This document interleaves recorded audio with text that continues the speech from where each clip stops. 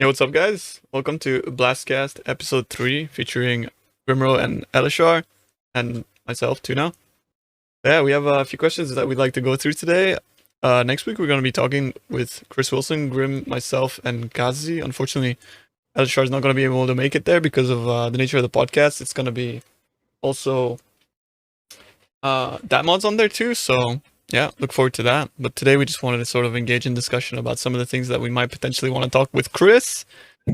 And yeah, just sort of have like a more laid back discussion about things like that and go into depth about the things that we want to sort of hear and see for the future of the game and things like that. So yeah. What up, boys? Hope I did a good job at introducing what we wanted to do there. So yeah. Yeah, I think it's going to be a good podcast. In general, there's going to be some pretty hard-hitting topics, and it'll be good to kind of talk through them. Do you want to get straight into it? All right, I'll lead us off then.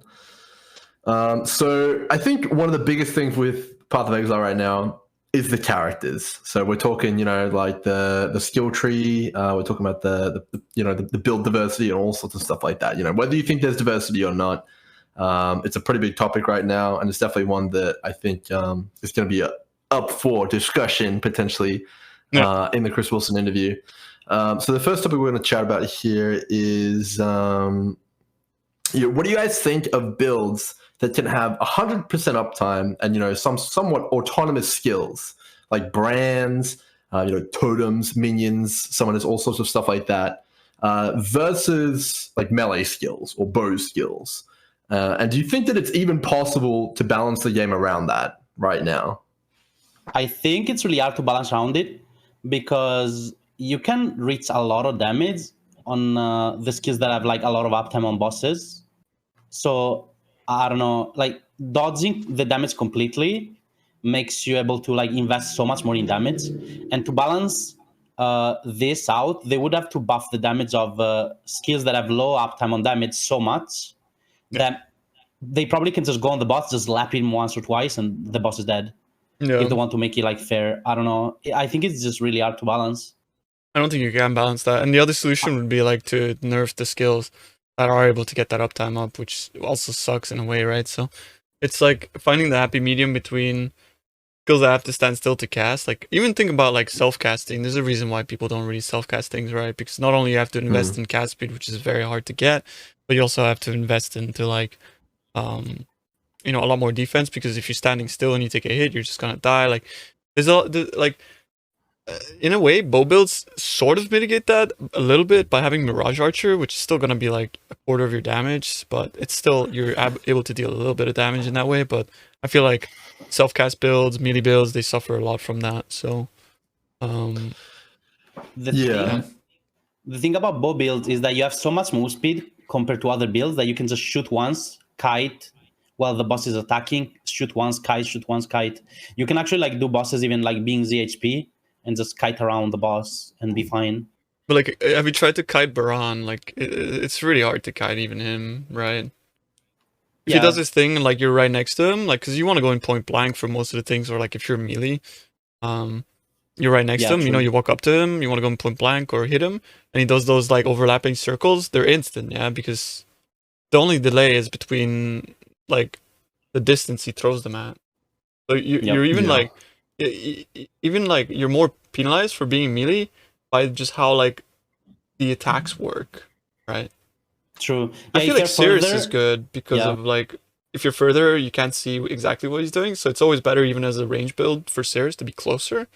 So in that regard, like that's one of the saving graces for how mechanically it's like how the boss works mechanically, even though I don't really like him too much. But anyways, like some of the bosses are really, really designed to really punish melee and self-cast builds because of the things that, because of their abilities. Like Uber is one of those bosses, in my opinion. Like kiting on that boss is infinitely more easy than actually having to stand and attack them. Yeah.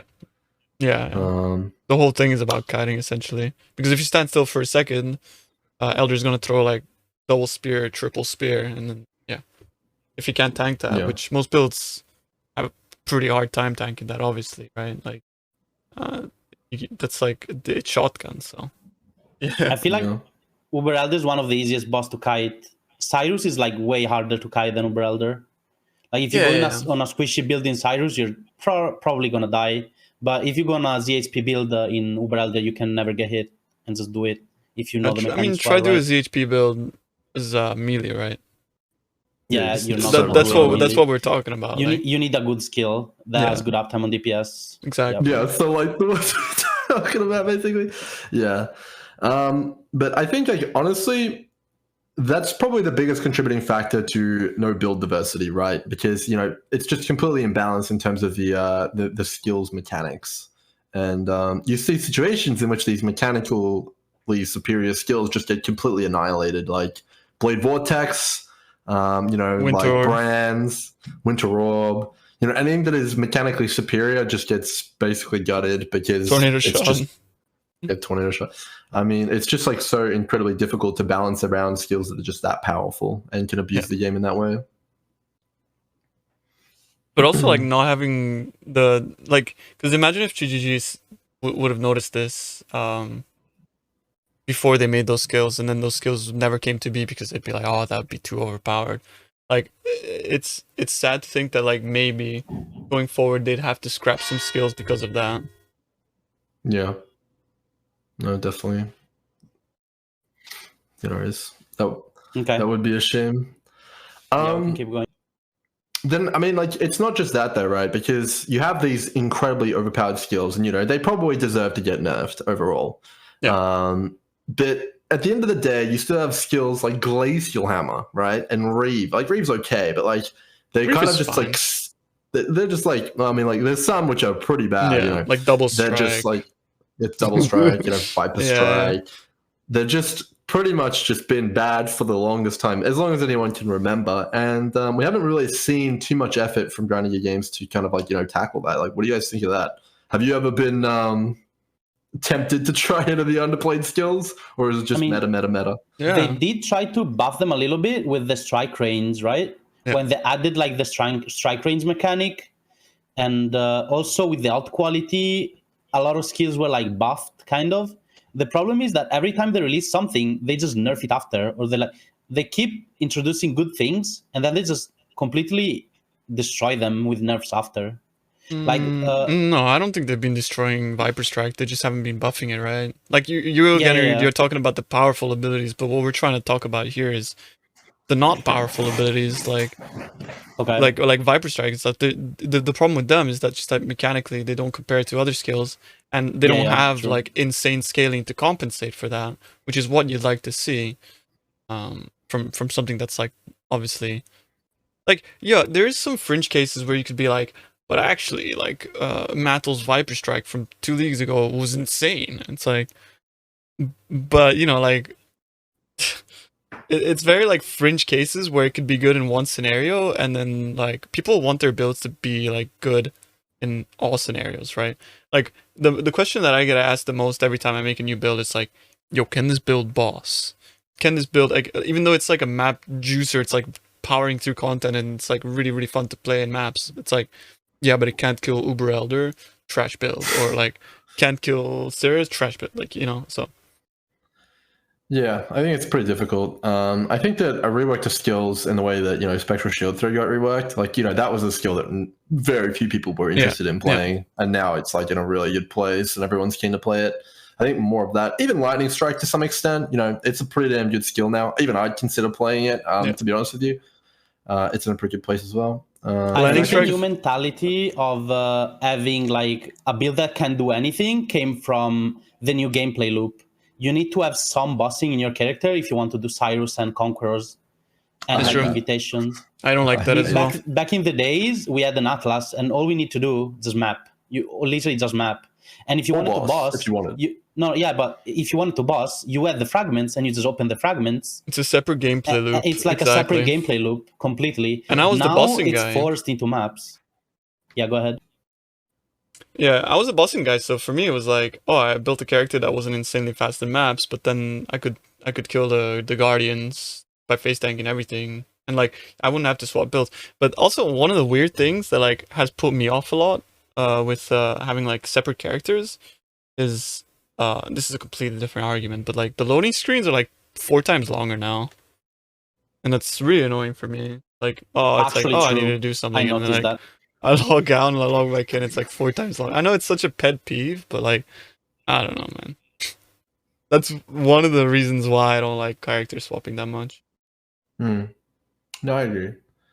It's definitely annoying, but I think if you could log on and do all your bosses in one go, and then log off and join your mapper again, and then accumulate again, that would be that'd be ideal, right? Yeah. So I think it's a really good point. I think they should let us bottle up Cyrus like we do with the temple and just do them all at Completely the same agree. time, or just make them tradable. Same with But I don't Conquerors, know right? why. The thing about Conquerors is that you need them to do Cyrus. Maybe if Cyrus acted as an invitation, that you have it in the Atlas, right? Yeah, exactly. So like Yeah, you have to bottle kinda- up your Conquerors, Yeah, and then, yeah. and then you have to do them like it's an invitation, exactly. So you tick the names off. It would be really good actually if they did like this. You can bottle up every, like, I don't know, 8 maps or whatever. You get one Conqueror bottled up that you can just trade or just use it yourself. That would be so much better. I think from a trade perspective as well, it'd be really interesting to be able to trade these things, because people do that anyways.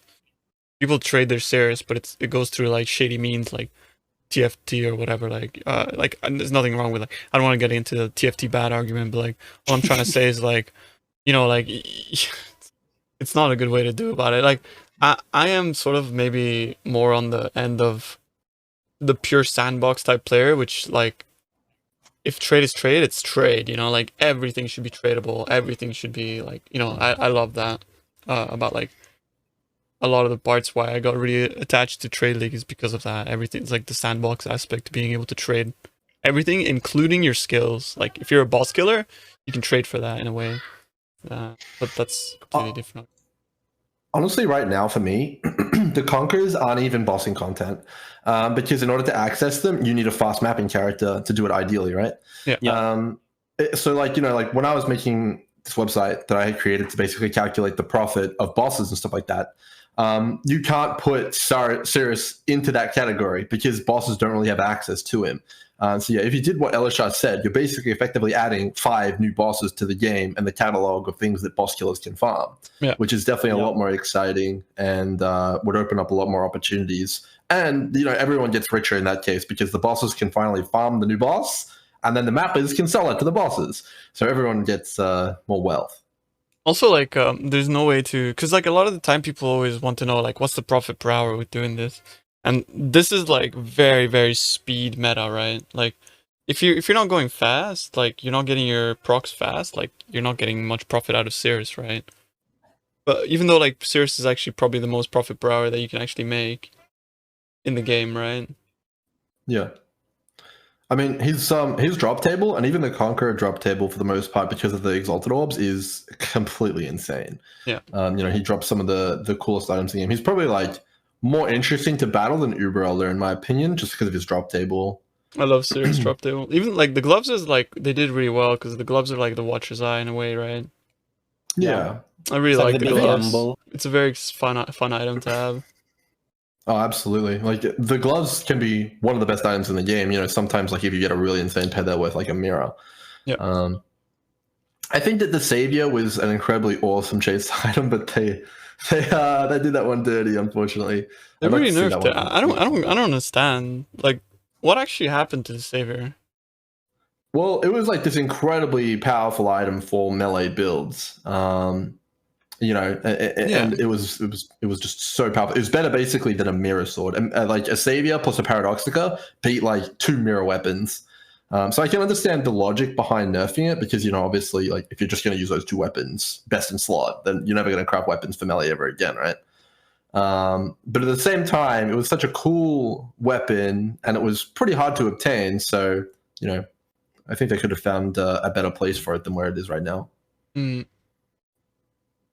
I agree, but like they really nerfed it, right? They hit it like 3 times. Because I remember the first league was like insane, right? Yeah, that was crazy. It was like worth a mirror, right? Yeah, it was like absolutely insane. Yep, it was like basically Hate Forge level of insanity chase item kind of thing. It's still good with Paradoxica, yeah. Paradoxica is It's such a still cool good, item but- as well. Also, like I think Yeah. that's Paradoxica is so cool. such a fantastic item. Really, really good, unique design.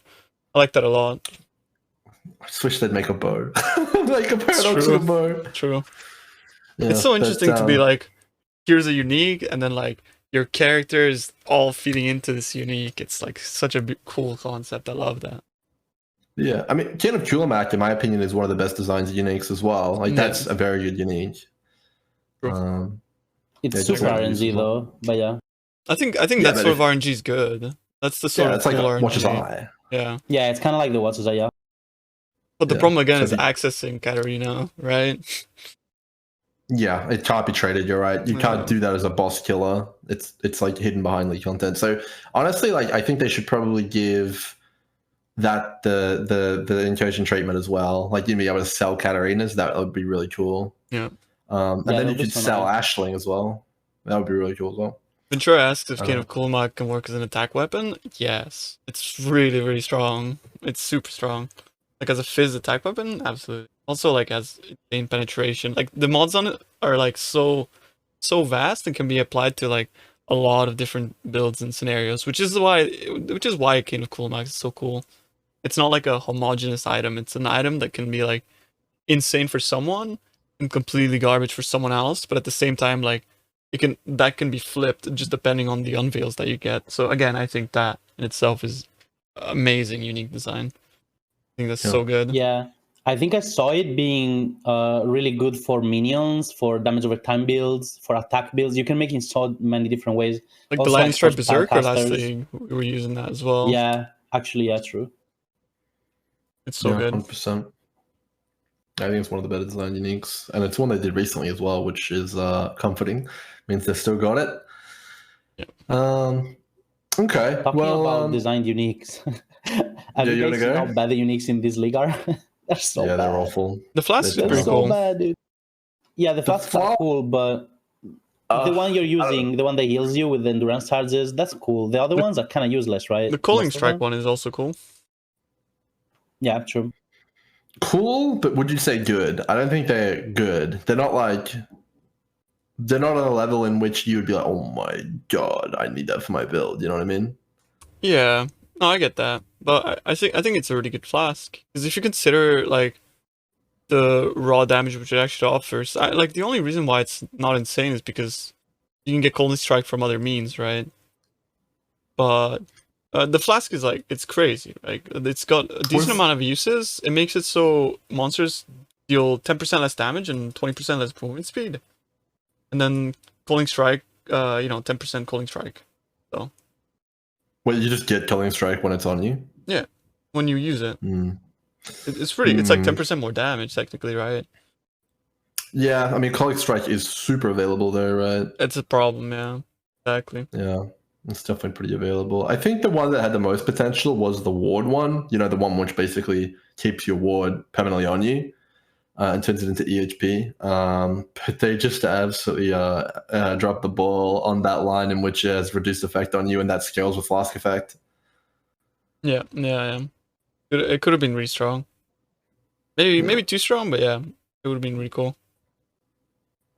Yeah, I mean, is there a too strong in terms of? I mean, I guess that's a difficult question to answer. Yeah. Also, I think the Starlight Chalice is really good as well. And now that I think about it, it's something that like even I should use on my build, like because I do like 3 elements. It inflicts it's all 10% exposures. exposure. Yeah, all exposures.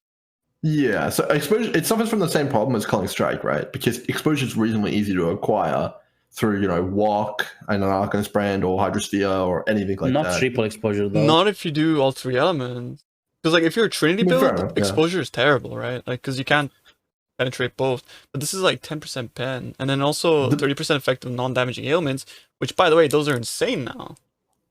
The thing that really turned me off that Flask is that it says adjacent enemies when you use it. So it's basically like it's like kind of like how a bottle faith, but with Right, smaller yeah. radius, yeah. Yeah, you have to use it on the boss, and that is like the opposite of what everyone's doing with the automatic Flask triggering, right? Yeah. Actually, I just realized, yeah, that completely kills it for me too. Because it's literally like what you'd hope it is, it's like to nearby enemies as you're running around with it active, right? Yeah. But that's not what You'd it's want it to be an doing. aura around you. Exactly. But see, it's just like it's little things like that which make it like I don't want to use that anymore. Like if they had just put it a little bit more, turned it up like one notch, it would have been really good and really cool. But unfortunately, it's not even overpowered either. Yeah, I think in one of the interviews, Chris identified that they're going a little bit soft on the uniques, and they're going to go a lot harder and make sure they're way better in the leagues to come. Would love to see that for sure. Yeah, 100%. All right, let's talk a little bit about the nerfs and how they kind of have stretched a lot of players thin. So let's say that you don't have an insane amount of currency and your mission is to come up with a build that covers all the bases, defense, offense, ailment immunity, res cap, getting chaos resist, getting a bit of physical mitigation, all sorts of stuff like that. Is that even possible now that you don't have easy access to damage in flasks and support gems and stuff like that? Play damage over time. That's how you do that.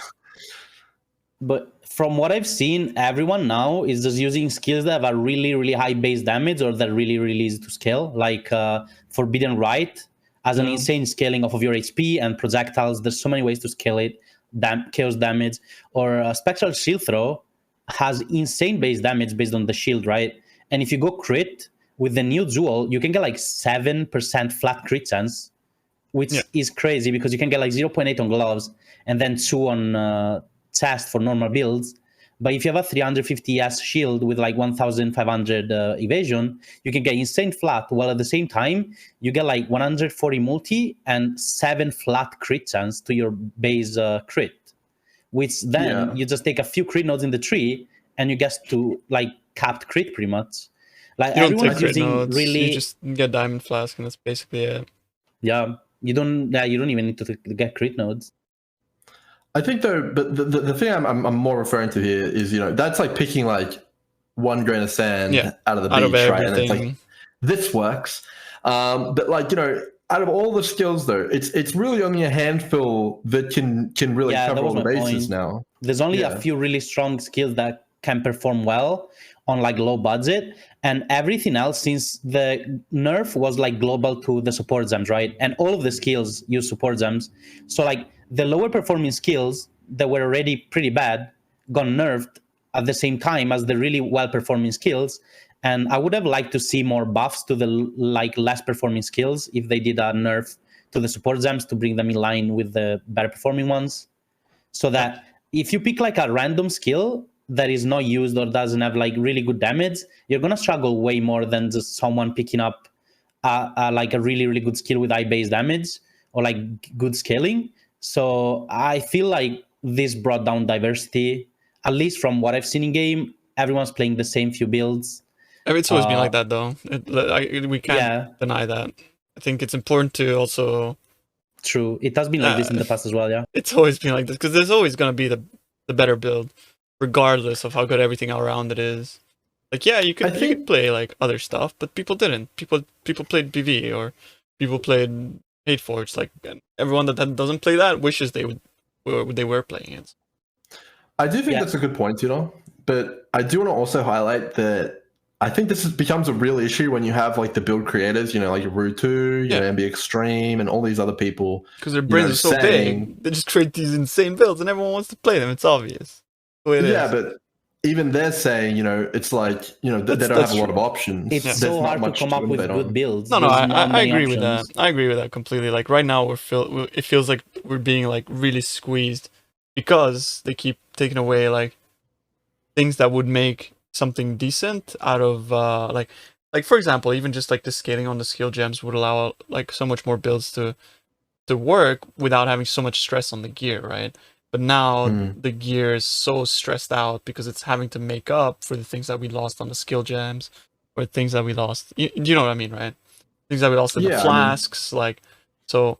And then without having the means to be able to freely craft all our gear, then we get into the issue that we can only really play the meta stuff because that's what people are crafting for. And therefore, it's a vicious cycle of like, I want to play a build that nobody's playing. I need to craft my own gear. I don't have good means to craft, so I'm just going to play something that's meta because everyone's crafting for that build and everything's cheap. Yeah.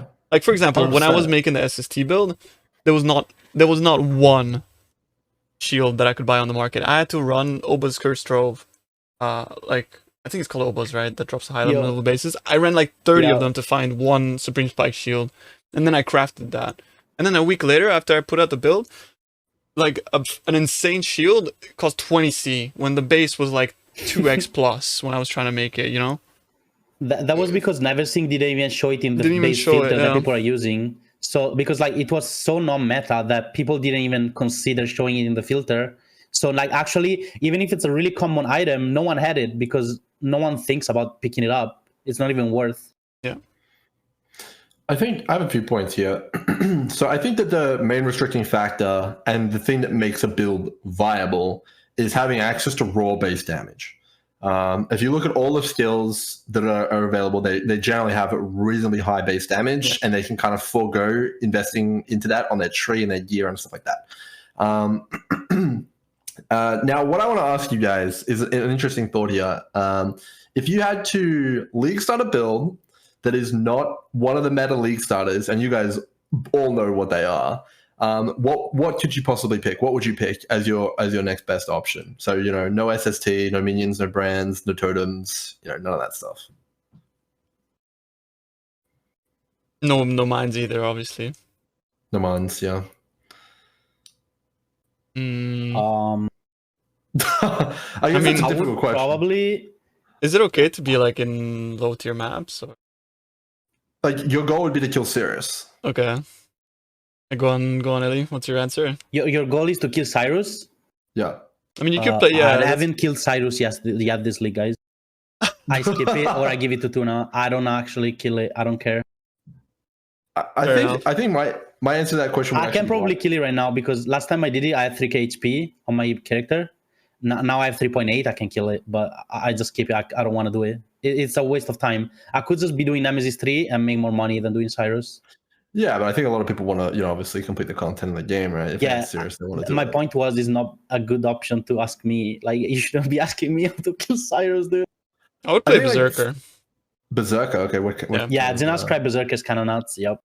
Well, like Bladestorm or even Rage Vortex, or just like, because Berserker is just very, very strong. Warcries is still pretty strong, so yeah, Berserker of some sort. Interesting. I think It'd I'd be play pretty Lightning fast as Strike. well. Yeah, Lightning Strike Lightning is Strike very would good. be Yeah. my pick. Like Lightning Yeah. Strike Berserker, for example, very, very good.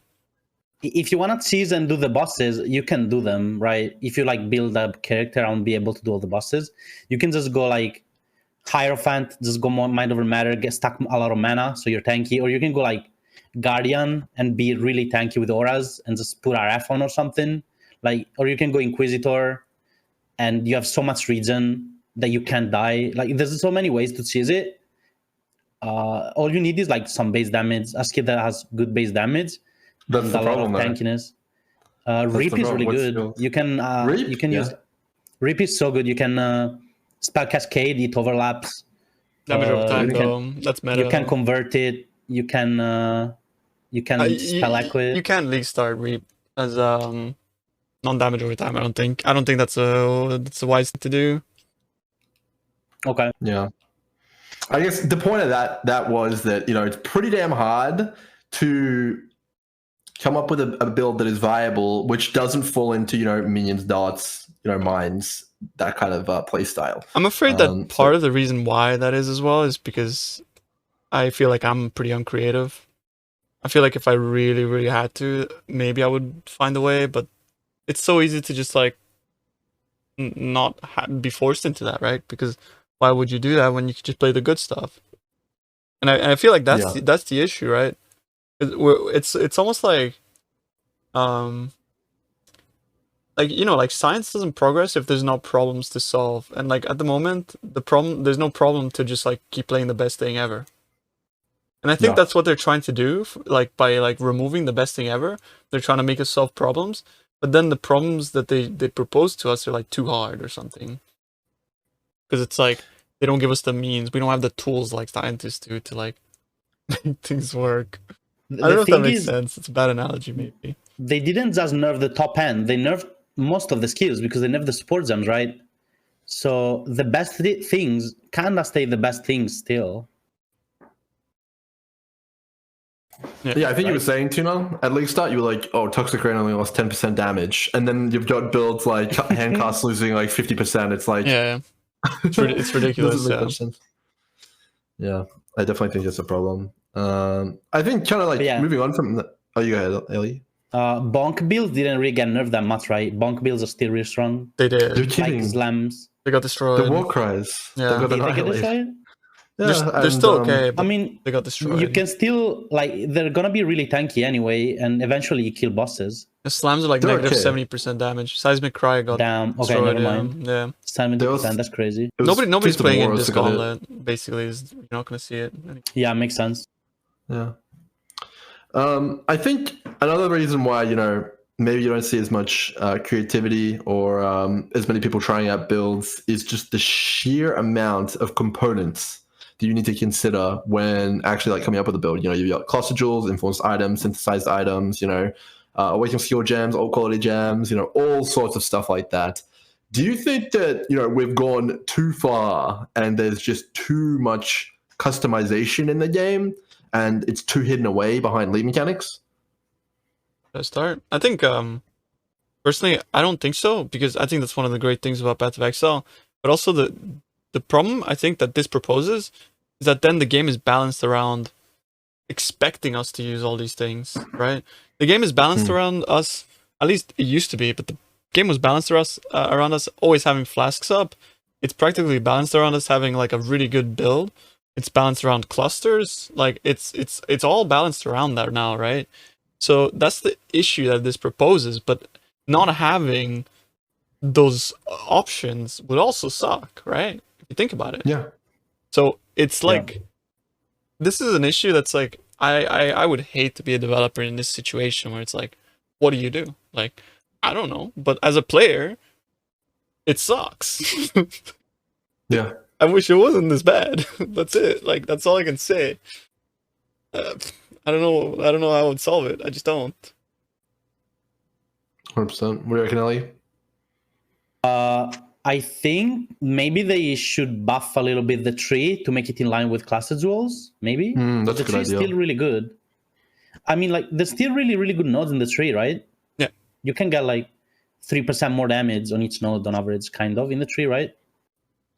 I do think that there's certain nodes on clusters which are just absolutely ridiculous, and those cluster nodes should be moved to the tree. Like, just one that comes to mind, what is it? The Intimidate and the Unnerve on hit when it's cursed it just feels like that should be on the tree. Like, it's just so stupid how good it is. Blanketed Snow, oh my god. Like 10% penetration, and the other one lightning as extra cold. No, I don't think that's a good example.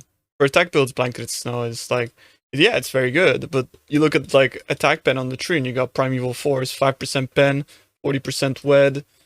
You got Forces of Nature, 6% pen, 20% wed. Like, those nodes are on the tree. Builds, though?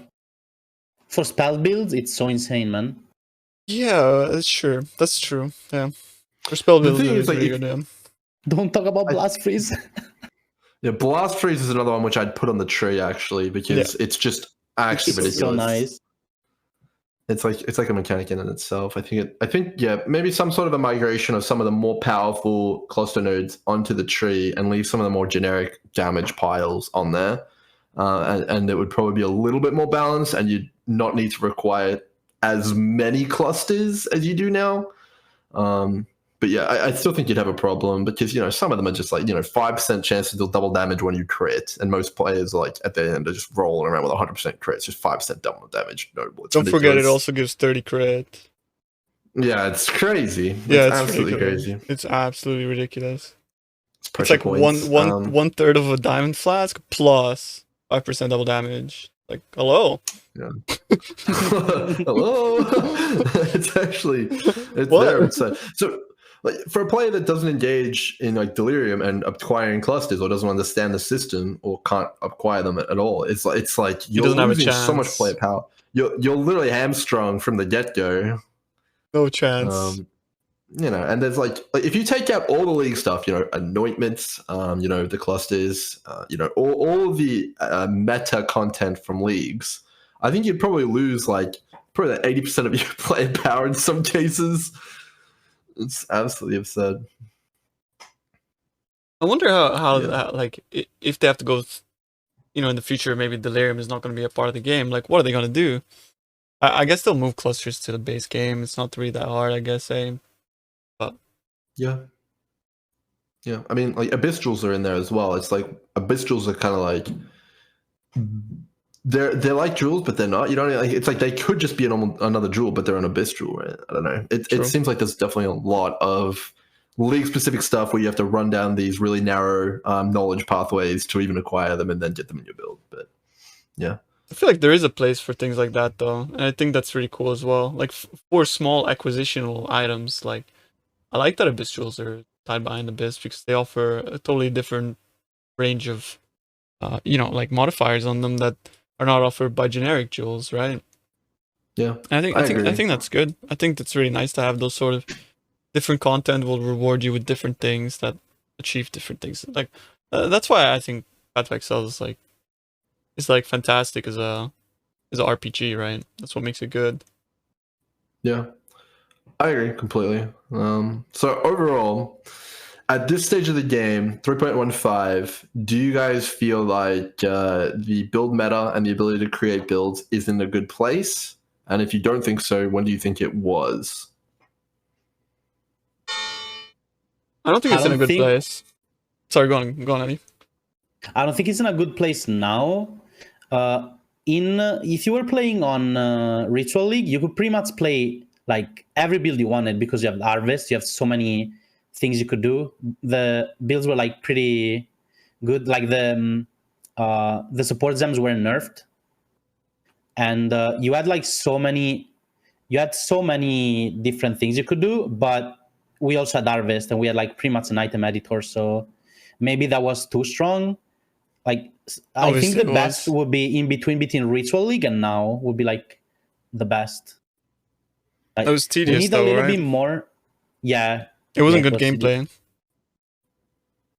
Yeah, it wasn't. I don't know. I do agree, but I think the Harvest is not the solution. It's almost like saying like you have a broken leg, so the solution is to fix it with like wooden stilts. Instead of like actually letting it heal. And I think that's what Harvest is. And everyone's like, my legs are broken, I want wooden stilts. And that's what they're like, I want Harvest back instead of like actually fixing your leg and like letting it heal. True, dude. Yeah, I mean, we'll get into this later, but it for me at least, like everyone's like, give me an auction house, I want an auction house. Well, it's the same that's concept. not the reality. Yeah. You don't want an auction house, you want to trade less. So let's solve the trading less part and not the give me an auction house part. Yeah. Agreed. Yeah, I completely agree. I think for me, builds are in a pretty bad place right now. In order to achieve the cool stuff and the fun stuff in the game, it feels like you have to invest too much time, or it's just not possible at all in many cases. Which is the thing I'm a little bit disappointed about. Yeah. And in a way, like, there's two ways to look at it, right? It's just because I think we have this perspective on the game just because of the way that we play, right? So having watched like Matt will talk to Chris about this, he was saying like, well, it's just because I think people are uncreative, which I partly agree with that. But it's also just the way that people like to spend their game, like their game time, right? Like the way that we play the game is we're heavily invested into endgame cycles, like finding a zone to farming that zone, doing our Cirrus, doing our Conquers, and doing that over and over and over again for hundreds of hours, right? The way that Matt plays is he will reach like level 94 to 95, he will kill Maven, happy next build. It's like, it's a completely different way to play. And I feel like, for the most part, people are more invested into this endgame cycle, focusing on one build, and then like tackle everything with that build, right? Like, maybe I'm out of touch on this, but like, or maybe people can correct me on like how they like to play the game. But generally, I feel like there's not enough time and like willingness to reroll and do all these crazy things and to only just do Maven, right? People really want to play the economy and be involved in endgame farming rather than just try builds. That makes sense. Yeah. It feels so satisfying, like upgrading your gear over time and feel the character like get stronger and stronger as you progress. I don't know. I wouldn't enjoy rerolling over and over too much. I feel like it just like it feels like good that seeing your character progress, maxing, I love making that. it better. It's just I don't know. It's I just love really that, good yeah. and satisfying. Yeah, I agree. All right, well, let's move on to items. I know we probably have a lot to talk about here. So right now, it's actually physically impossible to drop the best items in the game off of the floor. You can't drop Maven elevated items. You can't drop double influence. Any of that stuff like that. So it's not possible to drop the best. What do you guys think about that? Do you think that's good? Would you prefer it to be able to like luck into a double elevated pair of boots with Tailwind and Elusive? Is that something that we'd want, or what? Not necessarily. Personally, I feel like it doesn't necessarily have to. Like, I feel like it's good that some items are locked behind crafting, because that creates like a trade within itself, right? So there's people that craft and they're really good at that, and I think it's really good to have that game for people, right?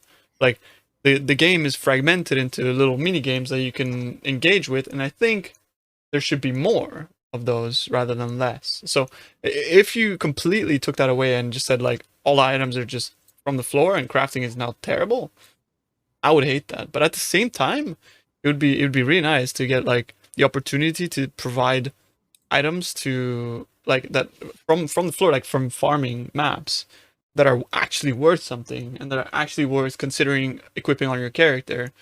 Because right now it feels terrible that you'll never get that opportunity. People either spend hundreds of exalts perfecting their items through metacrafting, which is almost nobody, by the way. Nobody does that except like, complete power gamers like us or whatever, right? Or just buying whatever you can find on trade for like whatever currency you have, right? So What I feel like is that on the floor, maybe drop like, for example, now we can only drop non-influenced items, right? Or like we can drop also influenced items, but like most of the times they're gonna be complete trash. yeah. Right now we don't have too many ways to like improve the items that we drop from the ground. Like I think they should make the items on the ground a little bit better rolled, so that we can like a starting base. Yeah. And we need like some better ways to interact with the items once we have an usable base. Like in Last Epoch, you can upgrade the tiers, right? Maybe not make the perfect item, right? But we only have the bench or like suffix can be changed and reforged. Like we don't have too many options. Yeah. We have our item on the ground, maybe has 2-3 good stats, and then we're kind of stuck with it. We can't really do much to it other than crafting one mod. Maybe if we had a little bit more options to interact with it. I'm not talking about like remove add with Harvest, right? Something less powerful, but like that gives us some options.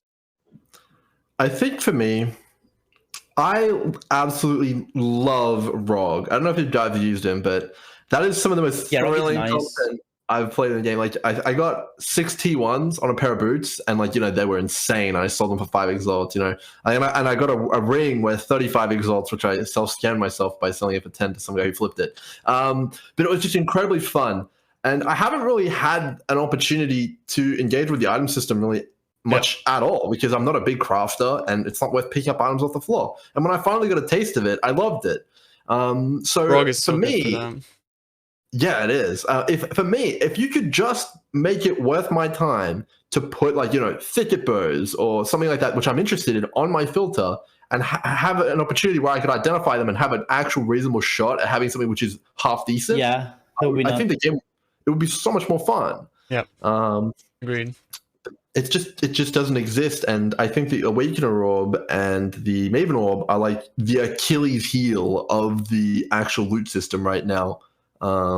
They not only do they completely price players out from the best items and the opportunity to ever get them, but they also mean that the best items can't drop for anyone at all either.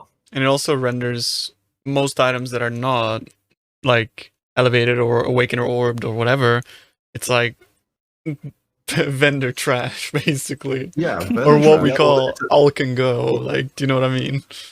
Yeah, I think it's a real problem. Reddit rares. Yeah. Hard mode Hard mode boots. rares. Hard mode boots. Burgers. Yo, in hard mode though, triple res, goddamn mirror service. Yeah, 100%. Couldn't agree more. So I guess the other end of things here is the crafting. So right now, if you want to get an item or even an item base, something to even begin to start working with, you better pull up the trade website and set that counter to 3,000 because you're going to be there all day. Are you guys satisfied with like these incredibly rare mods? And there's such a focus on getting them these days and kind of needing them for your character, but it's just so tedious to actually even acquire them or having any hope of acquiring them. And then at the end, you don't even get it most of the time. No. Yeah, some mods are definitely too rare and makes the crafting like feel like a slot machine. You just have to spam over and over and over, either alteration spam or like fossil spam or whatever you're trying to craft as different ways to be crafted. But yeah, you just have to spam thousands and thousands of currencies until you hit the perfect base, and then you can even start crafting it. And in most cases, the mods are so rare that you're just trying to go for one mod and then you fracture it and try to get all the stuff. Yeah.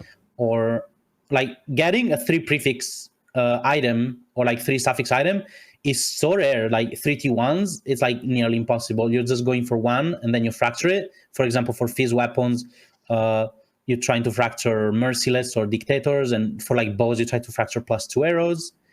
It's so rare, man. Like you tried on your bow the other day. It took you hundreds and hundreds of essences. It's so unfun. It was almost 1,000 essences just to hit T3 hybrid fizz. It was soul destroying. Just to play devil's advocate though, so previously we didn't even have a hope in hell of crafting these items. Like you couldn't get a mirror tier item. It was unheard of in the old iterations of Path of Exile. It's only with the introduction of like fossils, fracturing, harvest, all sorts of stuff like that. Meta crafting and stuff like that, that you can even have a chance at going for them. So it's almost like players now, because it's possible, want to do it, but the means are just incredibly high. But like it shouldn't have been possible anyway. Do you think that crafting's gone too far and these items should just not be possible anyway? I think that they balance the game around people being able to have those really good items. Back in the days, the boss life was way lower, right? You could actually do the whole content with just a random unique weapon. You could just build your build around having, I don't know, like, what's a good unique weapon? Auros or like... a series disfavor. A series disfavor. You could actually do content with them, right? Yeah. Now you need so much more damage because they buff the boss life, they nerf the damage. Now you actually need good items to be able to do content, I feel like. They're balancing, again, it goes back to that argument from before about like balancing the game around clusters and things like that, that it's just like, yeah, it's unrealistic to be expecting like your items to be insane, which by the way, I think your gear shouldn't be perfect. I don't think it should be, but in a lot of situations, like if your gear is not close to it, your character kind of doesn't work.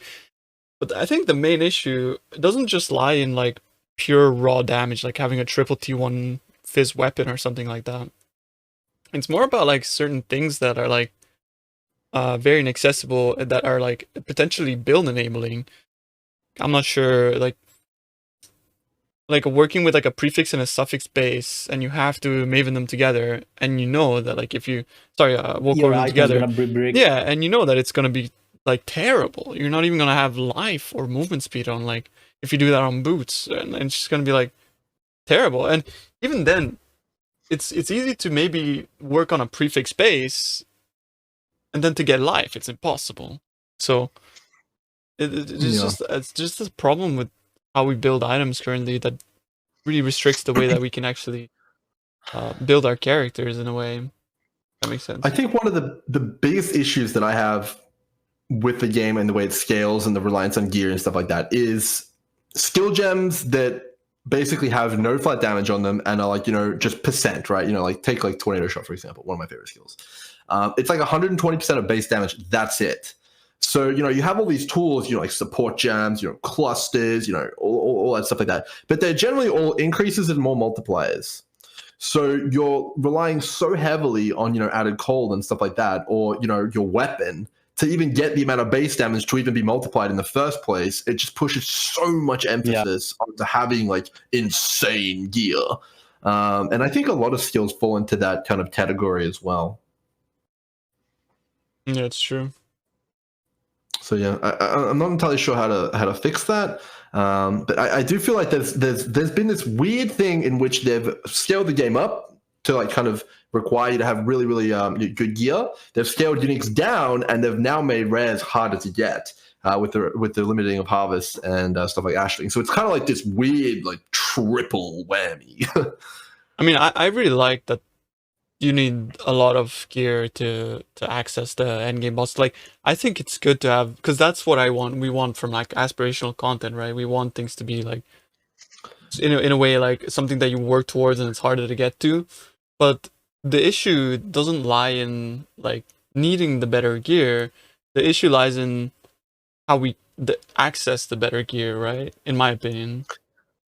I agree on a lot of. I agree with that, but I think just to go back to one of your other points is like there was kind of a content flaw that a lot of players expected, right? You know, they expected to do Cirrus. Yeah. A lot of players expected to do Maven with certain skills, and now they're no longer able to do that. And that's just going to feel horrible. Like, why would you come and play the league or the game if you are going backwards and you're like less powerful? Unless you're a glutton for punishment, which some people are. A lot of people just aren't going to wait until, you know, there's either new content which they haven't tried before, so they don't have expectations, or, you know, it gets power crept back to the point in which they can do so. Yep. I feel like they raised the floor instead of like nerfing the ceiling. If they nerf the damage on the top end instead of increasing the minimum damage you need to do the content, I feel like it would have been way better. Like nerf the build's top end, but not low end. I mean, maybe I feel like they should have like squeezed rather than just being like, because right now, like, imagine this was the scale. What they did is they just went. Yeah, they just lowered everything. Yeah, instead of it going like this. The same, yeah. Like, exactly.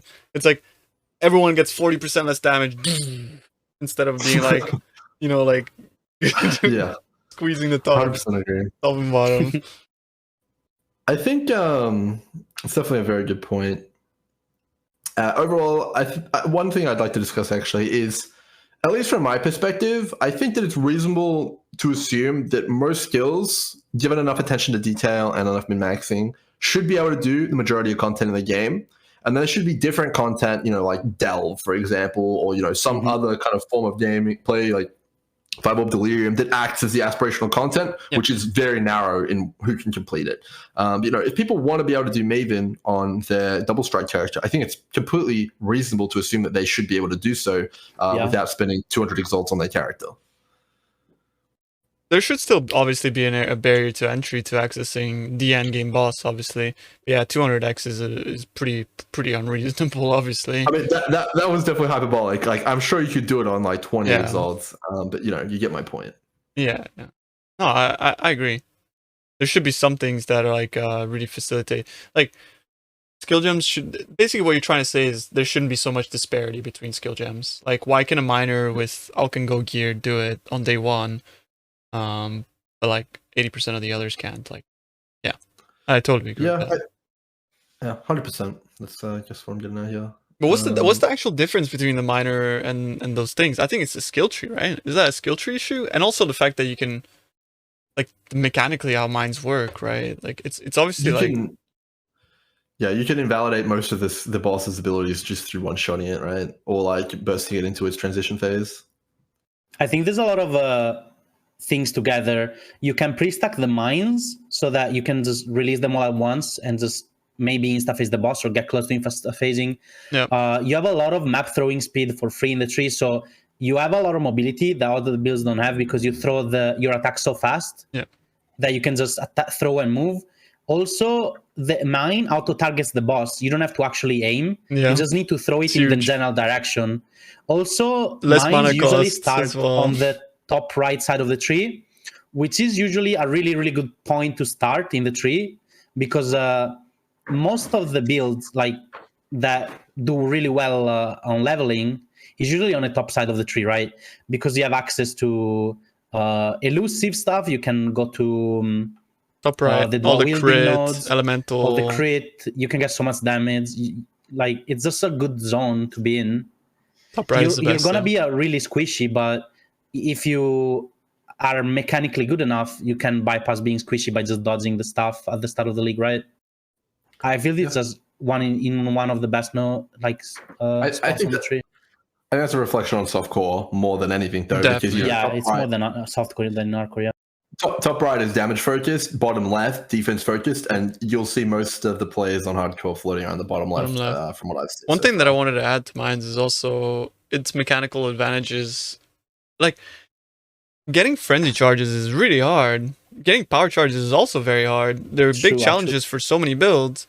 But mines, all it takes is a node on the tree that doesn't only just give it power charges. Let me gives you multi let me and read the damage. node. 30% In crit crit multi, 30 and 10%, 15% chance to gain a power charge when your mine detonates targeting an enemy. Like, what? And the node leading Better up than to it is clusters 10 per multi and 20 chance. Like, what? I mean, that's literally like a whole entire endgame modifier, and in most cases, a lot of players' entire chess piece effect on one node. Actually, true. It's ridiculous how powerful that is. And then you get charged mines, and you just get frenzies, and it scales a more multiplier, basically action speed, which is your mine laying speed. Like, hello. Yeah, going mine's on? definitely very powerful. Yeah, and they're mechanically better than most stuff as well. So Yeah. it's very, very strong indeed. If you compare it to self-casting, right, you're gonna be casting slower, so you are more vulnerable to getting hit, and you're gonna have less damage because you throw less in a second. It's also harder to scale because you don't have the mine tag, right? Yeah. And it's also harder to get cast speed than it is getting throw speed, because throw speed duos with multi are pretty cheap early league. You can buy them so cheap. Like 1 to 5 chaos, you can buy 1 multi, 1 throw speed, or 2 multi, 1 throw speed pretty easily. And if you want to go self-cast, man, there's not many things you can do, man. And you're so punished by it with the new multipliers to mana as well, which, of course, they've brought back down to a reasonable level, but still, it's like, man, it hurts. It's the smallest things that really do tip things over the edge. Like, with mines, like their jewels, for example, their spells most of the time, they have mine laying speed, which is very, very good. And they also have like, access to generic multi. Compare that to something like bows, in which you can only really get, if you're physical based, 1 multi roll. So it's just like small itemization things that just end up being, like mines do 60% more damage. It's like, okay. I figured it out though. Just take your bow, put it in a mine. Yeah, but that's what SK Cloudy's doing. He's telling me to mines. Hey, man. There it is. Problem solved. Yeah. I mean, that's all I gotta do. I guess just play mines. This does open up an interesting topic, though, and that is if you can't reasonably craft items right now as a beginner kind of player, or a player with not a truckload of currency or know-how, and you can't find the items off the floor, how do you find the items? How do you acquire the items without just buying them off someone who's done all the hard work for you with the crafting? Like, I was just gonna roleplay PoE trade, but I guess I can't do that anymore. So yeah, I mean, like early league, I personally don't really buy stuff from the trade website unless like I really need a weapon upgrade, and that's mainly because I kind of like really enjoy like SFing most of my stuff. So if I was to like look for upgrades specifically, obviously IID stuff, but most of it is like completely terrible. And if I really needed it, then I would look for like a base and then use an essence on it. That's about it. That's as far as it goes. And past that, then you look for uniques on Path of Exile trade, which obviously you can't reliably find the unique. So yeah, it goes, and then it all just feeds back into trade basically. At the end of the day. I feel like most of the items that players buy are kind of either someone who is crafting for profit and playing the numbers game, or they're buying, a dud of someone who's going for a perfect item in a lot of cases, like, oh, that's missing one of the modifiers. I'll sell it, for a bit cheaper. And then someone else buys it and that's their in-game weapon, Yeah. Which is a shame. Do you think, as a big crafter, both of you are actually, do you think that if players just invested a little bit more time in, understanding, okay, essences can actually make me some pretty good items if I use like the dexterity ones or the multi ones, that they'd have a better time with the itemization in Path of Exile? Or do you think that it's truly just inaccessible and it needs a change? I don't think it's truly inaccessible. I think it's the issue is that obviously this is sort of an issue that trade proposes, is that statistically, if you were to use your essences, you're gonna make a loss compared to someone that's just not crafting only for one specific. Because when you're crafting for your build, you're not gonna stop at something that might be good for someone else and sell it off, which is what crafters do, right? They get something that's half decent and then they sell it. And that's how they turn a profit. So in Trade League, you are competing with those people who set the prices for the people that would craft in mass to sell. When you're trying to craft for yourself, you're not going to be able to actually get something better for your money than someone who's crafted that item for not himself. If you like, I don't know if I'm explaining this well, but essentially it's because of this trade ecosystem that makes it not worth to make your own stuff unless it's niche. Yeah. I think you're right.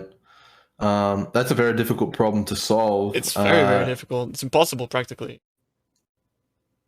You just can't. Yeah. But I think that's also like a good thing about trade, right? Because it creates these sort of subsets of like people that like to do different things. If you want to focus on crafting, you can, right? Like, but it also creates the barrier to entry to a lot of people. Like, you can't really SSF your way through the game in Trade League and not feel bad about it in a lot of situations.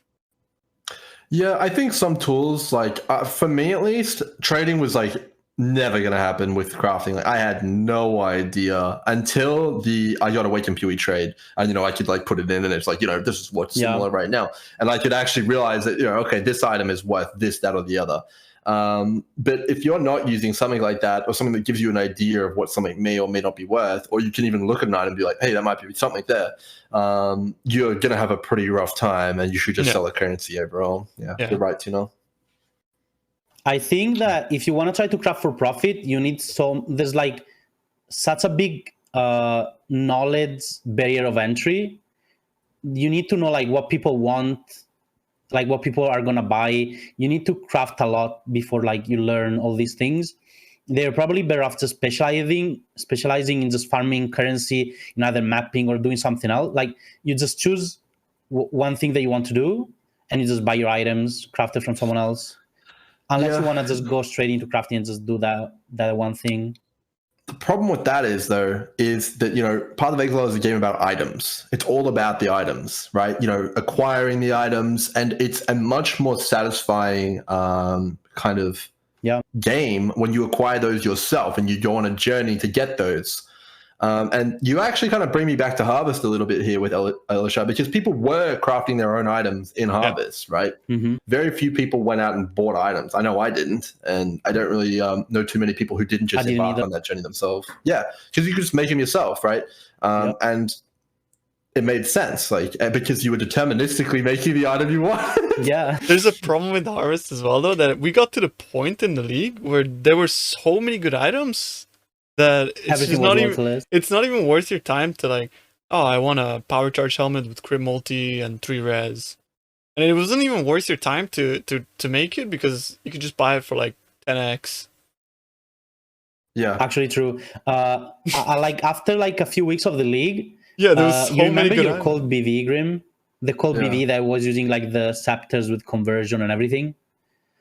So those scepter, after like 2 weeks that I made a video about them, they were like 30x, and I'm like, oh, I want to play cold BV, let's see how much they are. And instead of just making it and wasting all the time to make the like scepter myself, I just went and just bought it, because it becomes like a recipe. Someone knows how to do it, and you just do it step by step, and then you just buy the perfect item from someone that makes a few x profit off of it, and it's not even worth my time to just make it myself, because there's one done. In a way, everyone profited out of that too, because some people just, sorry to cut you off there, but some people just didn't even then, even though Harvest was like fairly deterministic in the sense of like, there was a recipe, and if you follow the recipe, you end up with the item. Some people still couldn't get their head around that, and they had the opportunity to buy them for relatively cheap. Yeah. So it benefited everyone in a way, but it also negatively benefited the game. What's negatively benefited it? It deteriorated the game in a way as well. Like obviously, Just as a thought experiment, let's say that we're in a post Chris Wilson vision land, in which influence doesn't exist. All the influence modifiers are in the core drop pool, and items drop well rolled. Let's just say that's the scenario in which we are. Do you think that we're going to still have the same gameplay in which players aren't going to pick up any rares, they're not going to identify anything, and they're just going to craft everything? Or do you think that we'll perhaps find a middle ground in which people just dump tab all of the valuable bases and just ID them in mass? Or do you think people are going to take more time? bit of both, right? I think there's gonna be more synergy between people that map and people that craft. Because right now there is no synergy between us. There is no like, I found this item that is a drop only item that can be like it's not, items are not really malleable at the moment. In a way, if you know what I mean. Like you can't drop an item and then give it to a crafter and be like, here's the suffixes and you can work off that or whatever. Like it's so unlikely for that to happen.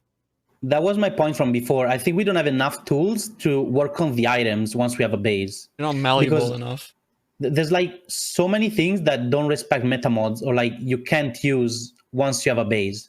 Yep. Like right now, the only thing you can do once you have a base is suffix, prefix can be changed. You can augment if it's not influenced. Like there's not many things you can actually do, I feel like. Yeah. You can suffix to prefix or prefix to suffix, but that's a gamble as well. You can slam an item and just get an extra mod, but that's a gamble. There's no like effective way to changing the items. Yeah, I agree completely. I feel like. I think this brings up an interesting point, actually, and I'd really like to hear your thoughts on it.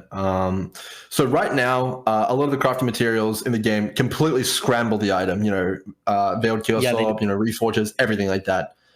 So it kind of gives you a scenario, with the exception of a few things like fractures and, like the bench mods and stuff like that. You either have 0% of an item or you have 100% of an item, right? Yeah. Do you think that's a good system? Would you prefer to have something that lets you chip away at things, like more stuff like fractures, or what do you reckon? Is that too powerful? I feel like having to gamble at every step of the way on an item is so unfun. If you have to do a 50-50 on an item over and over and over, and you're gonna lucky a few times in a row, it just takes away so much of the fun of making your item.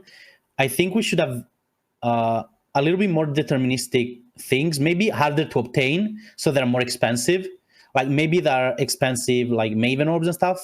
Instead of paying like 2x or 3x for an Aisling or whatever, you pay a little bit more. But it's somewhat deterministic that you get your mod, like one mod that is usable. We need something a little bit more deterministic that is not like Harvest, that is an item editor, I think. For me, at least, it's not so much determinism. I just want to be able to, I don't mind doing a 1 in 200, right? And like having that on average. But I just want to know that once I do the 1 in 200 and I move on to the 1 in 1000, that, I don't have to go back to doing 1 in 200 again. Yeah, like that's the frustrating part. That's so you want like a save state for your item at that point. Yeah, I just print eternal orbs. Yeah, I mean, like that's one way to do it. But I think that there's probably a middle ground somewhere in there, along the lines of fracturing an item. That's a very, in my opinion, good middle ground. Like an imprint. Well, I mean, like an imprint, yeah, like the Kraken Chimeras are a really good example of something that's in the game and has stayed in the game. There's two mod items. Like it's so hard to work off 2 mod items, and the restriction with Crazy Chimeras is that it's a prefix and a suffix. Exactly. Yeah, it's just way too limiting, because when you regal, it's not only like a 0.03% chance that you're going to get the mod that you want, but it's a 0.03 divided by 2 because you don't know whether you're going to get a prefix or a suffix. So yeah, I think that like these like like fracturing, Trade Chimera, Ashling, these are like the backbone of the endgame crafting system right now. And in my opinion, they're like hidden away in these unintuitive, in some cases untradeable locations. They're not accessible at all, and in my opinion, they should somehow be worked into the core crafting system, which is part of the base game, and made available to everyone in a varying different manner of power levels. It doesn't. You don't have to give someone an Ashling Exalted Orb, which gives you the best mods in the game, but maybe one that gives you a shit version of a crafted mod, which could be okay, a lesser Ashling Exalted Orb or something like that. But why is Ashling locked behind the safe house? I get it, it feeds into the Lee mechanic, but why not give us what Ashling does, but as an Exalted Orb, as a rare drop, and then people are more excited to do maps. And it's not just I feel like Syndicate already has a lot of interesting things, but they did achieve sort of what they wanted to. Do you remember nobody ever killed Katarina? Now killing Katarina is no, huge. You have to kill Katarina. So they did achieve what they wanted to there, but at what cost? At the cost of locking behind the backbone of crafting, the ability to finish items or have a 50% chance at finishing items. Behind the thing, actually, on a suffix, if you're doing the suffixes now, there's new technology. You can do multiple crafted mods with prefix cannot be changed, and then you icelink for a 66% chance instead of 50-50. It's 2 in 3 instead of 1 in 3. That's actually it only works on the suffixes, not on prefixes. Sorry, go on with your point. I interrupted you, sorry. I was just saying, I'm not a fan of, the core crafting system on hand, in my opinion, is just way too high end. It's super inaccessible, and there's not enough save states. So, how can you expect anyone to go on the journey of crafting their item if they can spend, weeks and weeks of their currency, in most players' cases, crafting something, and then it gets completely deleted in a stroke of bad luck. Yeah. Took me 40x to get T1 Chaos Res on my gloves, just because of prefixes cannot be changed, Reforged Chaos, right? Yeah. And it's all I wanted was Chaos Res. I'm not asking for triple intimidate, calling strike, frenzy. I'm asking for Chaos Res, man. I don't. Come on. It doesn't need to be Harvest. It doesn't need to be Augment Chaos. But, somewhere in between Tuna spending 40x and Harvest, somewhere in between is what we need to kind of open this up a little bit more. But, I definitely think that there is some issues with crafting right now, and I'm definitely interested to hear what GGG has to say for it and if they have any plans for us. Yep. All right. Well, I think what we might talk about now is the Atlas a little bit here. So we touched on this a little bit earlier, but right now you pretty much have to start a boss killer. Does everyone feel like that? I know you didn't, Elisha, but I didn't either. Did you feel? I started as a trapper, and I was just improvising what I was playing, and I wanted to do boss killer, but I didn't do damage, so I just mapped. Okay, that sure had a great start. I mean, that's rough, Ellie, but. No, Tuna, because you didn't start a boss, so that's actually a really good point of view. So I don't know, from my perspective, I feel like I'm crippled, and I feel like I get massive FOMO for not unlocking, the full Atlas, having an easy time with the Conquerors, and getting all the Maven passive points, on the tree, the extra sextant and all sorts of stuff like that. So that kind of makes me feel like I have to play a boss killer, at least start. But what's your view on that then? I really don't think so, because I mean, bosses are obviously very, very good currency, but Atlas passives, the only issue I have with maybe making a build that's not geared towards doing the higher tier content is that you do have to unlock the Atlas passives to be able to farm a specific zone. That's very, very important. Otherwise, you can't really, you don't have a chance against someone that rushes bosses. But I think there is value in making a character that can map fast to farm a zone, not necessarily in the highest tier of maps, to really make use of the Atlas passives because they give so much power and so much rewards. So in a way, I think you can create just as much, if not even sometimes a little bit more value out of doing that, because bosses can be a huge gamble early league, although they will always be profitable in the end if you do enough of them, right? So I don't know. I think both both ways is good. It's a good strategy to go straight for bosses, but it's also can be a good strategy to just go for farming red yellow maps. early on and just not worry about the bosses at all. I don't know. What do you think, Illy? I don't know. I actually forgot the question. Sorry. But it was So about like the Maven passive. So do you feel compelled to start a boss killer to make sure you get the extra juice for Maven passive? Yeah, I always try to start something like that can do the Atlas passives, because like you need to do it to progress, right? Like at least before this league on the Nerfs, I usually always started like a boss killer and just rushed for the Atlas passives. This league I struggle a little bit because I just picked a random build and I didn't POB it. But usually I just try to rush the Atlas passives as fast as possible. Yeah, it's like just too important. You don't need every zone though, and you don't need the middle passives either. That's the thing. I think the middle passives are the main thing, which I feel real bad about not having. Honestly, like which ones specifically? So the main one that really is the Guardian one. You know, the one that gives you basically 8% chance at a Guardian map. That's only applicable if you do red tiers, right? Like, yeah, which I mean, you're so heavily incentivized these days to do red tier maps, right? I don't think so. I mean, that's fair enough. I think that there is an incredible advantage though to having an extra 8% chance to drop a Guardian map for sure. Especially it's like when they're free 50C. Of course. Yeah. Well, not free, but I get that. It's pretty good, and you also have stuff like the chance of dropping a synthesis map, which are like incredibly expensive, and that could be a Cortex. If you average out those two nodes just straight away, across all of the maps that you're doing, it probably works out to be two or three or maybe even 4C per map. If you factor in Cortex and stuff like that dropping. So then you run your maps 3 times slower than someone that wouldn't be running the red tiers at day one, right?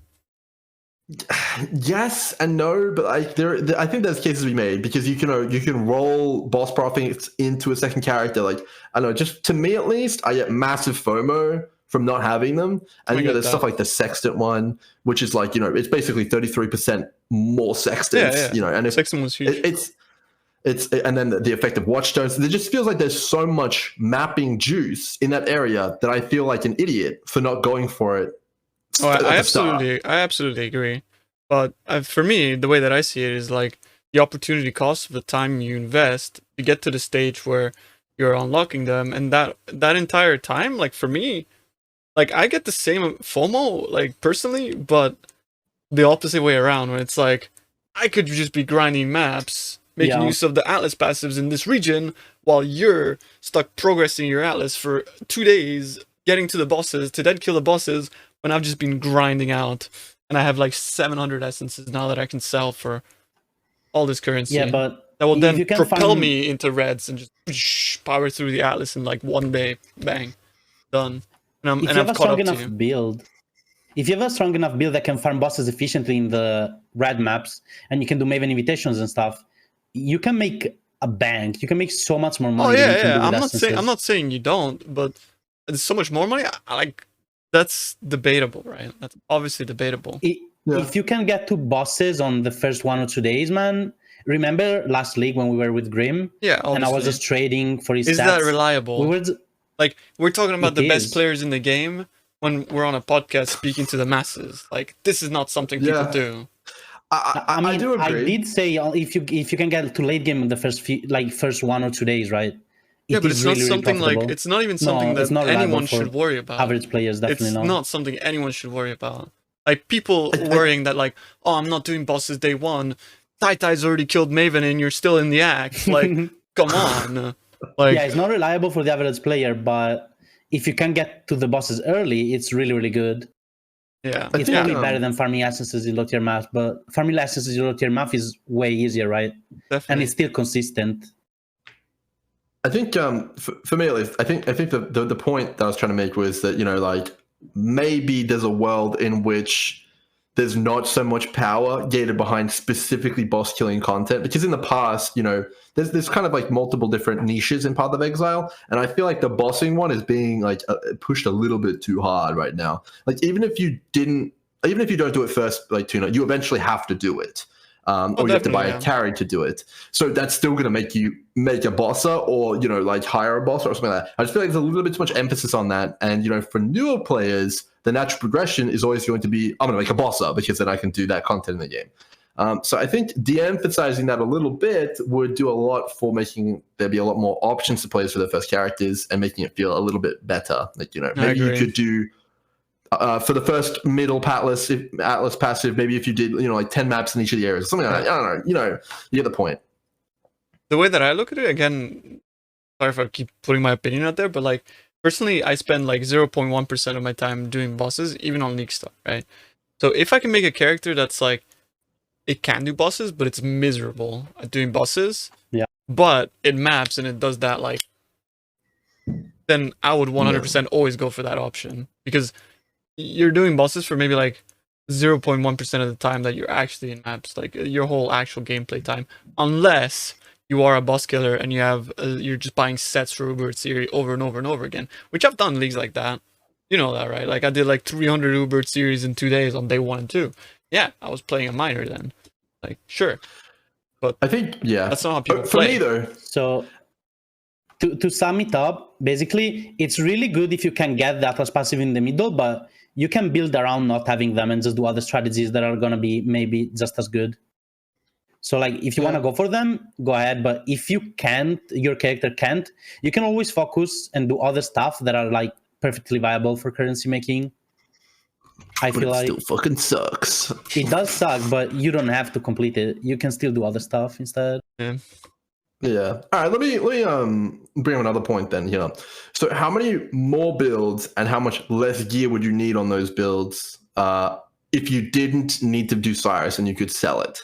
So that's another thing that like there's like a big push. Your build has to be able to do Red Conquerors and you have to do Cirrus. Like you could probably like get away with playing something like EK Nova and feeling pretty good about it without having massive amounts of exalts in your gear. I think that kind of thing in the game really does. It's the thing that limits diversity at the end of the day, at least from my perspective. Yeah, it wouldn't make you feel bad, at least, about like, because a lot of the time people feel bad. It's like even if like their build could do Cirrus, but obviously it requires a little bit of personal skill and practice to do it, right? Like it's not like the most intuitive and easy fight to do, obviously.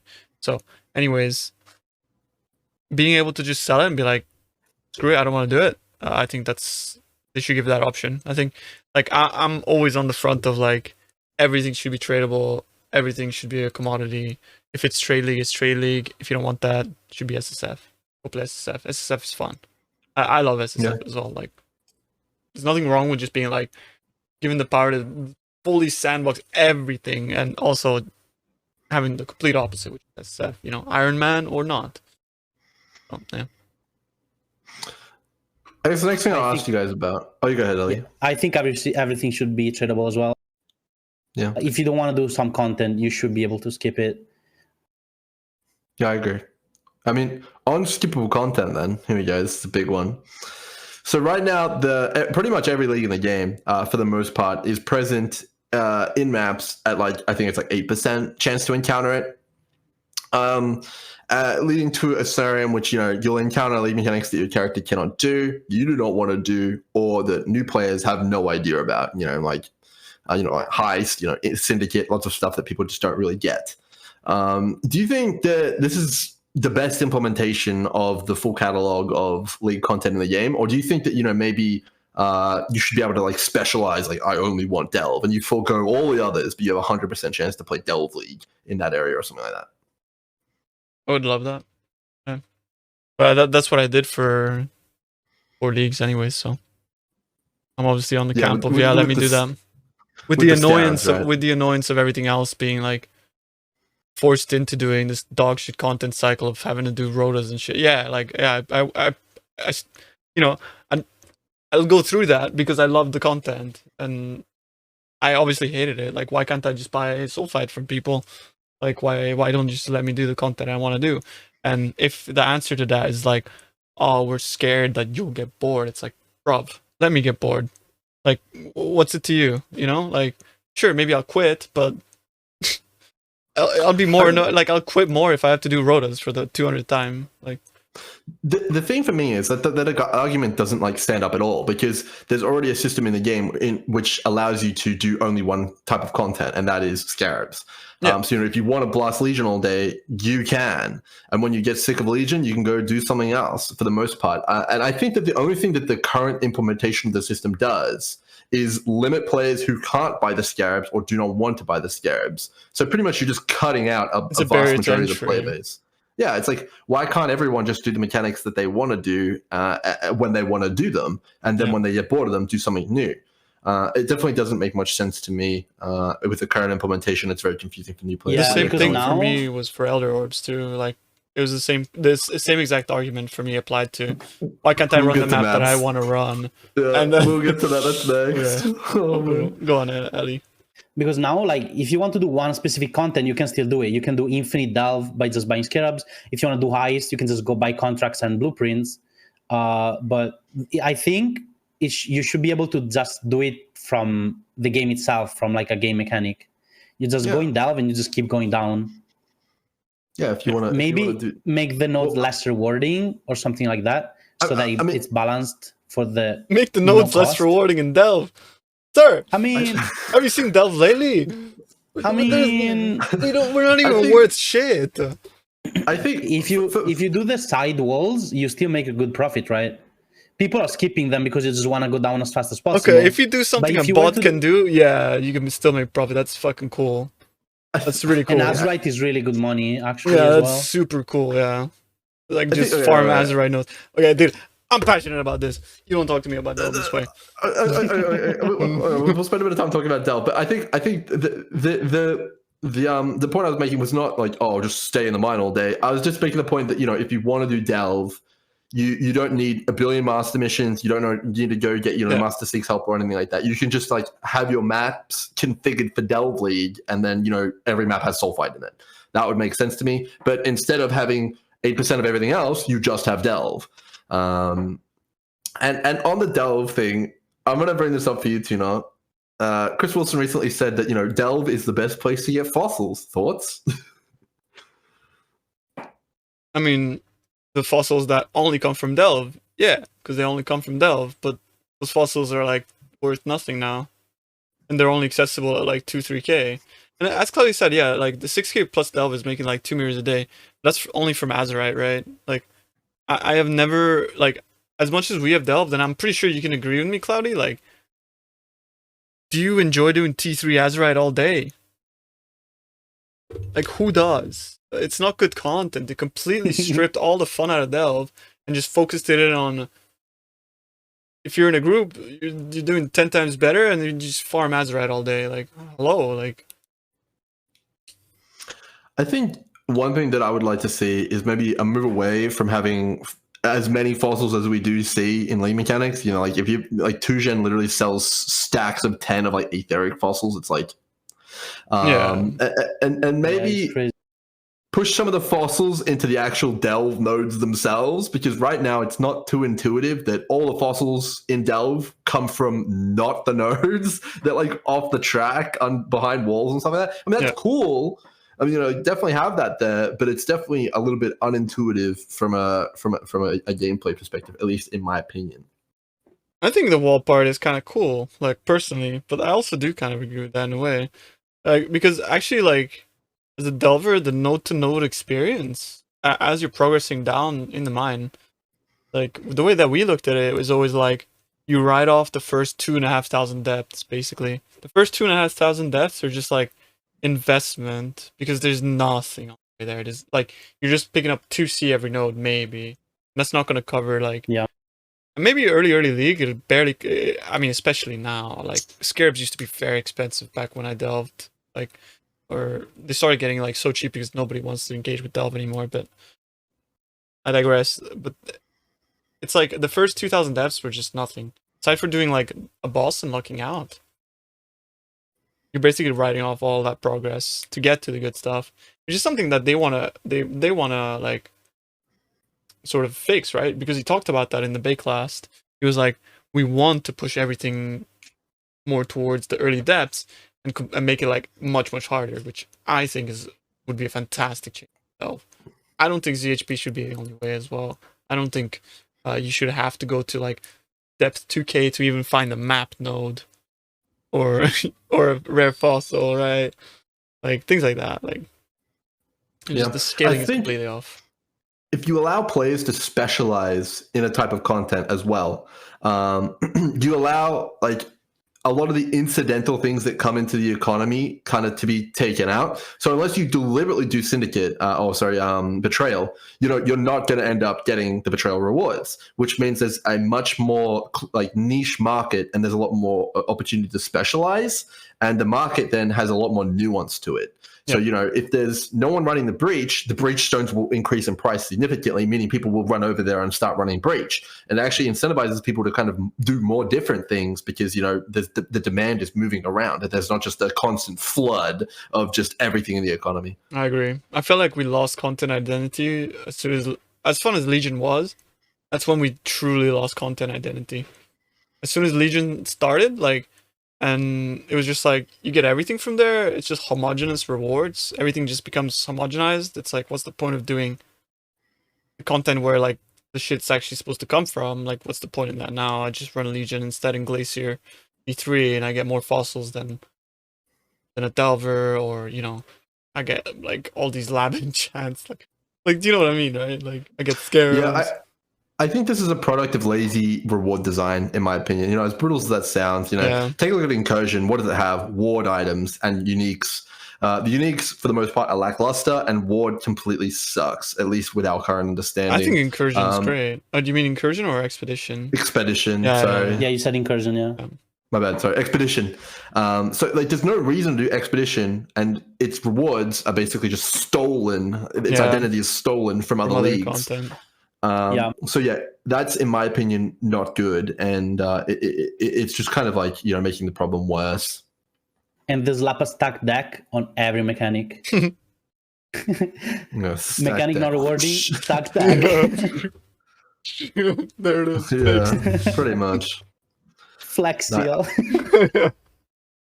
I think if they could address one thing in the coming patches, it would be like solving league mechanics and how you like actually engage with them in an effective way. That would make the biggest difference, at least for me, with the game.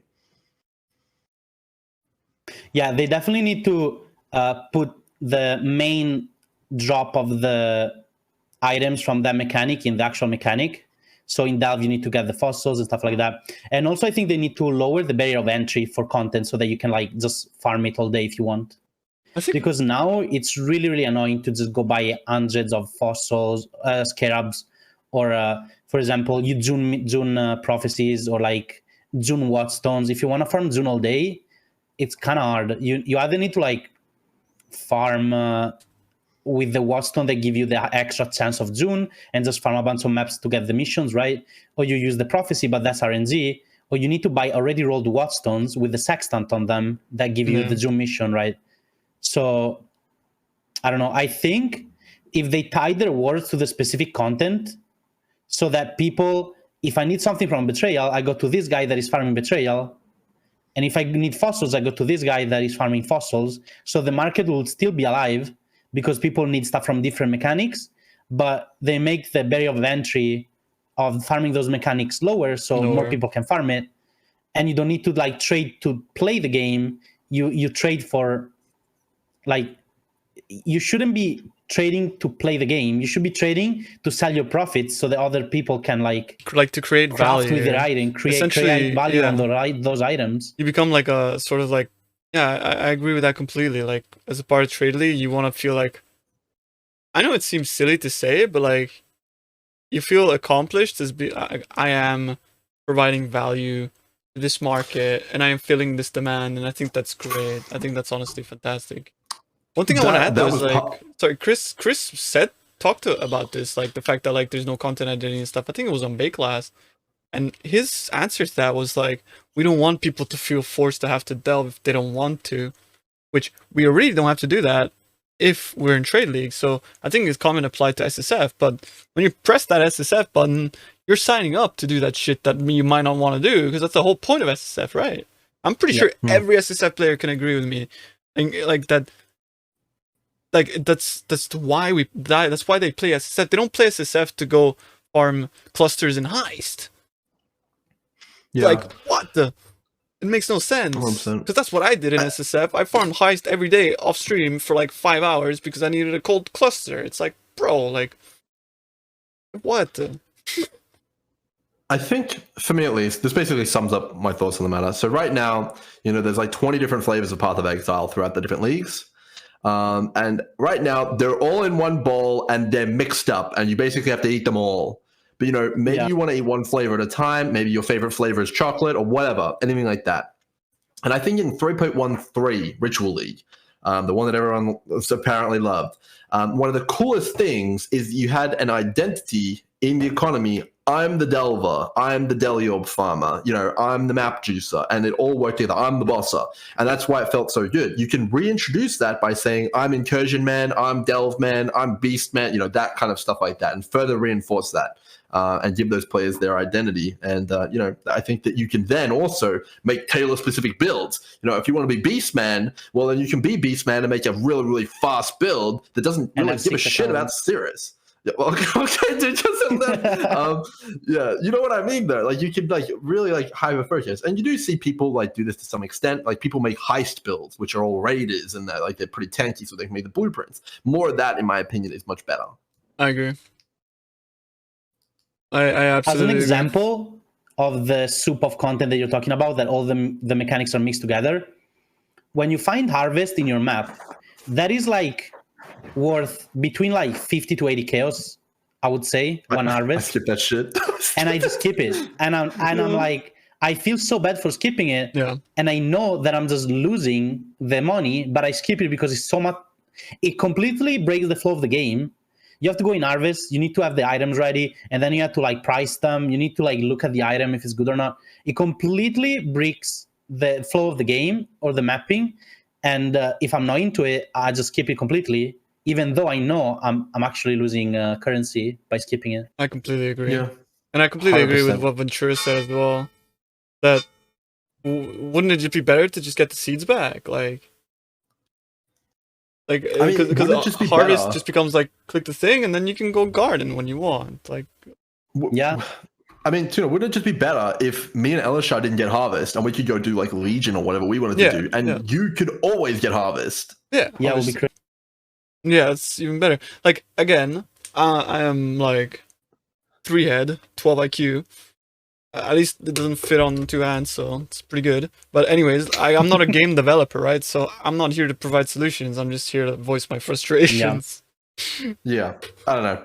It's a topic I'm pretty frustrated about right now, and I definitely have a lot of issues with stuff in the game like that. But yeah, definitely, I think that's a big one. We're definitely racking up the time here. So what we might finish off here, just on the Atlas, is map sustain. Running your favorite map. This will be our final topic. Ooh. What do you guys? We're all people, I'm sure, who are single map tile set enjoyers. So it might be a bit biased, but how do you guys like the current Atlas setup with the favorites? You want to go ahead, Al? Okay, I hate it. I just feel like I should be able to sustain 3 or 4, 2, 3 or 4 maps. The favorite system, even running super juiced maps, I'm running Nemesis 3 with all of the sextants, everything. I'm not sustaining enough maps to run them. It's so bad. I just don't like the current system of favorites. Can I pitch in? Someone in chat says everyone would end up running the 6 same maps. Sadly, that's untrue. That's untrue because you feel like you're forced into a specific map, but that's your problem. You play the map that you like. That's the thing. Sure, there's certain content like Legion only works in open layouts. Yeah, sure. Delirium only works in tropical island. But is that a problem with the people or is that a problem with the content design? The reason why, I think now there's so much less reason why that people should not feel pigeonholed into specific maps is because you can go on the Atlas and there's all these passives that you can choose to focus in on content that you want to do, right? If I personally prefer to run, I don't know, Haunted Mansion because I love that map, I am gonna tailor the currency strategy that I do around that map. I'm not gonna like say I want to like. Do you know what I mean? Like, there's so much more choice in what maps that you can run, and the viability of maps is even like more than it used to be because of the Atlas passives. Like, I don't know if I'm explaining myself, but it used to be just like, yeah, you farm burial because it's an open map, it's good, and it has a card. But it's not like that anymore. So I have multiple points on this, which basically are just going to completely back you up, Tuna. Obviously, this is a stacked panel here. We're all on the one side. And maybe we play a bit of devil's advocate after this. But essentially, so the developers obviously identified that one map running was bad. And they built their game on the success of players wanting one map, I might add. So for the longest time in the like probably 2 or 3 years ago at this point, you could pick one map, whether that be Strand or, anything you wanted, and you could run pretty much exclusively that map on end. And people did it for hours, hundreds and hundreds of hours, and they absolutely had a blast. And Path of Exile flourished, continued to keep growing, and was doing well league after league. So I don't think that the argument that, it's bad for the game is really backed at all by any sort of evidence. Now, moving on, let's talk about another point here, though. So right now, players still are running one map. They run the map that they enjoy. However, with the new system, there's just an incredible amount of friction. It's like omega chafing, man. It's like really, it's like sand in your ass. It sucks. Basically, you have to favorite specific maps on the Atlas, and then trade those Atlas to the players who want trade those maps to the players who want those, and then use that currency to buy maps that you want the same players who just bought their maps off you. And it's like basically this big swappity to get the maps you want. So basically we're doing the same thing, but there's a massive fucking shovel up our ass because you have to trade for it. And then people go on and they say they want an auction house because there's too much trading in the game. Well, this trading is a problem because they've introduced design to make you have to end up doing it. Yeah. So the solution is just to give players the agency back to make it so that we don't have to trade and that we can do the things that we want to do, without having to do the swap. And to add on to that, the one map strat doesn't exist anymore. Atlas passives now exist. Chris, he said he doesn't want the one map strat to exist, but things have changed. You can't do the one map strat if you want to farm a harvest. You can't do the same map with someone that's running Legion, because you're in a different zone. And not only that, actually, they shuffle the maps every league, or at least they should. So we're not in the same game when Chris said that, although we're suffering from the changes that they implemented when the game was like that. So we're now living in the aftershock of some of the problems that they solved for a game that doesn't exist anymore. It's fucking frustrating, man. I hate it. And I know so many people that quit because the new Atlas, they hate it. And it's sad, man. Half my friends are gone, I can't fucking stand doing this shit map that I can't sustain. Bro, holy shit.